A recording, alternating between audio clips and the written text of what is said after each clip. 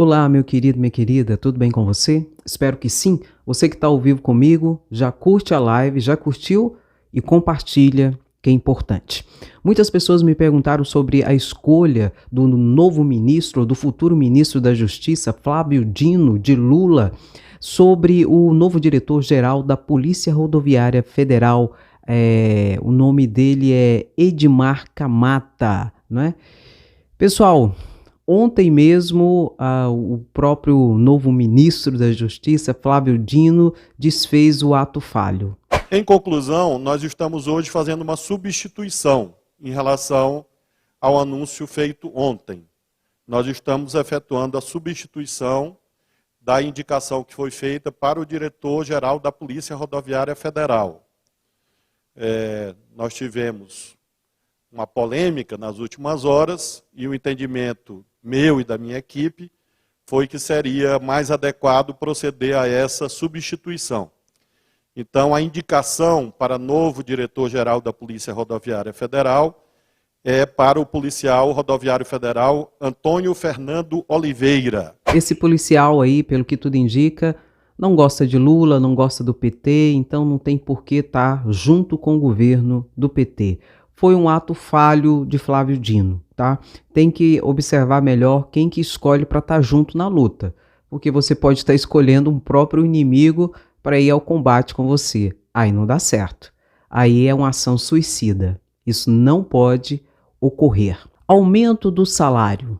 Meu querido, minha querida, foi aprovado rapidinho, assim, ó, aumento de salário para os ministros do Supremo Tribunal Federal.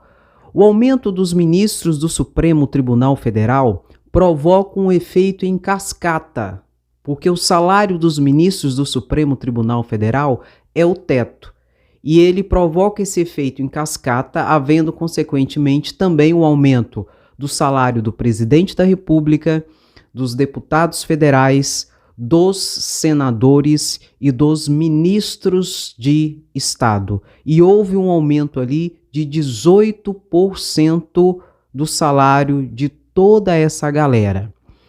Dividido em 3 anos esse aumento. Ele foi escalonado em 3 anos. Hoje o teto é de R$39 mil, que é o que ganha esse pessoal.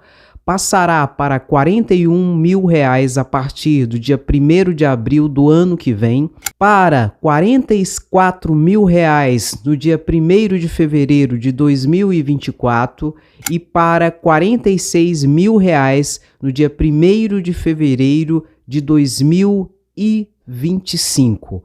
Isso ocorre em cascata. Aumentou do ministro do Supremo Tribunal Federal, leia-se, aumenta do presidente da República, dos senadores, dos deputados federais e dos ministros de estados. Mas a grande análise que nós temos que fazer, e eu quero chamar você para fazer essa análise comigo, é o seguinte: será que o deputado federal e que o senador que votou a favor do aumento do seu salário, será que ele votou também a favor do aumento do salário mínimo, do aumento real, ali na PEC da transição?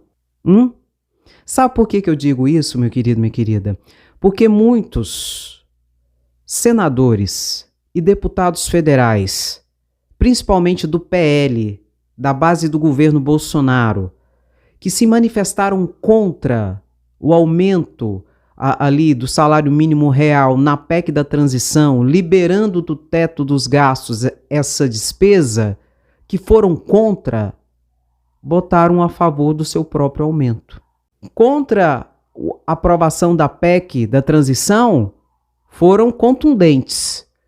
Fizeram discursos, enfim, levantaram várias situações, tentaram obstruir a pauta de aprovação ali da sessão.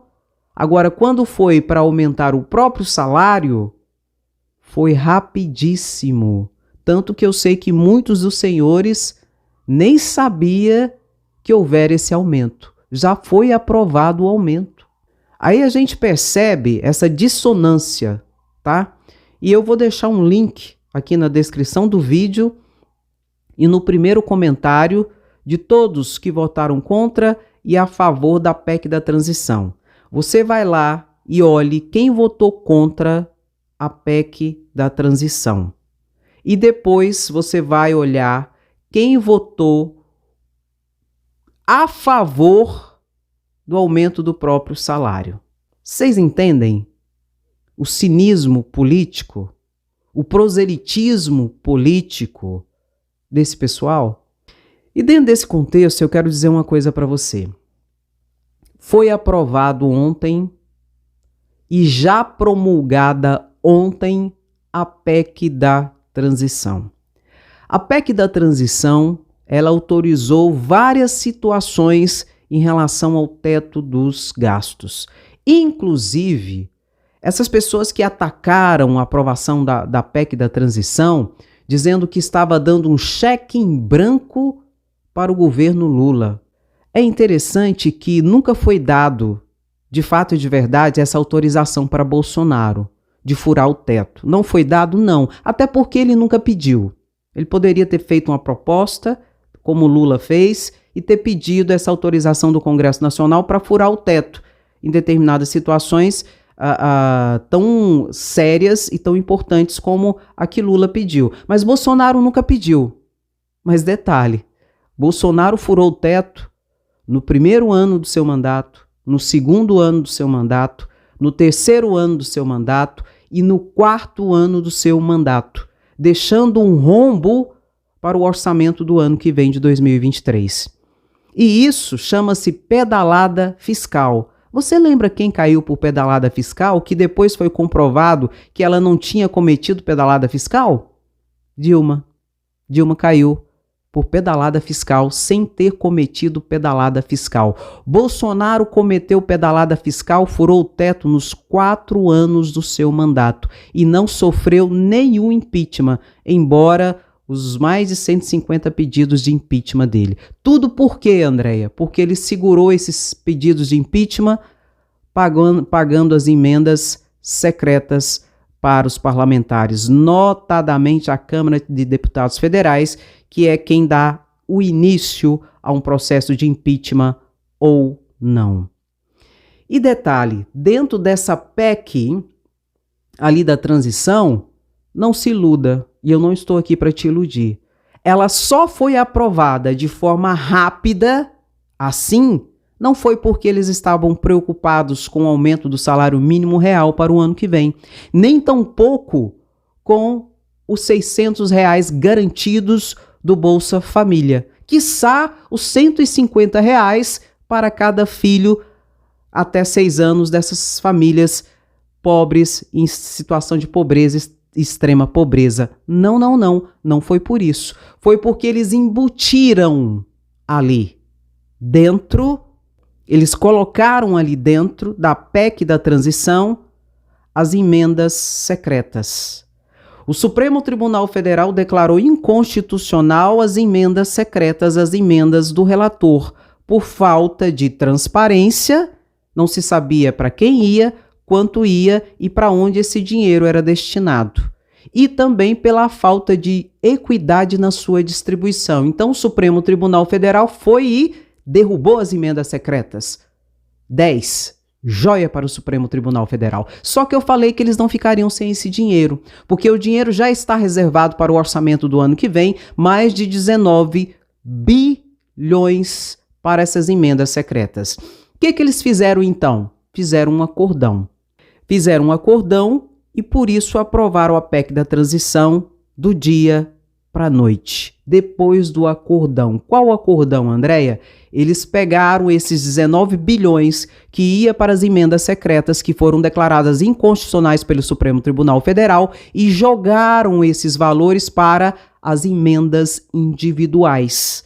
As emendas individuais, você consegue saber quem recebeu, quanto recebeu e qual foi a sua destinação, afastando a inconstitucionalidade por falta de transparência, bem como existe também nas emendas individuais a equidade na sua distribuição. Cada parlamentar recebe uma porcentagem, leia-se, cada senador e cada deputado federal recebe uma porcentagem das emendas individuais. Então eles realocaram esses 19 bilhões que seria para o pagamento de emendas secretas e jogaram nas emendas individuais. Por isso foi aprovada do dia para a noite a PEC de transição. Nesse contexto, a gente tem que avaliar, não é? Que o toma lá da cá vai continuar e teremos um Congresso Nacional basicamente fisiologista, que se acomoda e se adapta, muitas vezes não conforme o interesse do povo, mas conforme o interesse particular e pessoal de cada um que está ali, lamentavelmente. Pra vocês terem ideia, para vocês perceberem a dinâmica. Por exemplo, o PT votou em peso a favor da PEC da transição. Joia. O PT também votou em peso a favor da aprovação do aumento do próprio salário. O PL votou em peso contra a PEC da transição, o aumento do salário mínimo real. Mas o PL votou em peso a favor do aumento do próprio salário. Entende? Os únicos que votaram contra o aumento do próprio salário foi o pessoal do PSOL, o pessoal do Novo e mais 3 senadores. Nada mais. A grande questão dentro de toda essa dinâmica é saber o seguinte: vai sobrar uma parte para os mais pobres? Os mais pobres estarão no tabuleiro desse jogo? Ou será como o governo passado, que teve que ajudar os pobres por pressão, inclusive do próprio Congresso Nacional? Senão nem ajudar os pobres ajudaria. Quiçá o auxílio emergencial que o governo queria pagar R$200. O Congresso colocou para R$500. Bolsonaro, para não ficar para trás, colocou o valor de 600. Então são situações que a gente precisa ter consciência e ciência de tudo isso. Porque isso traz cidadania. E você pode saber melhor quem está do seu lado e quem não está do seu lado. Deixe seu comentário que é importante, curta, comenta e se inscreva no canal caso você não seja inscrito, porque aqui a informação é sempre de forma clara, objetiva e sempre com muita seriedade. Um grande abraço, beijo no seu coração, até o próximo vídeo, tchau, tchau.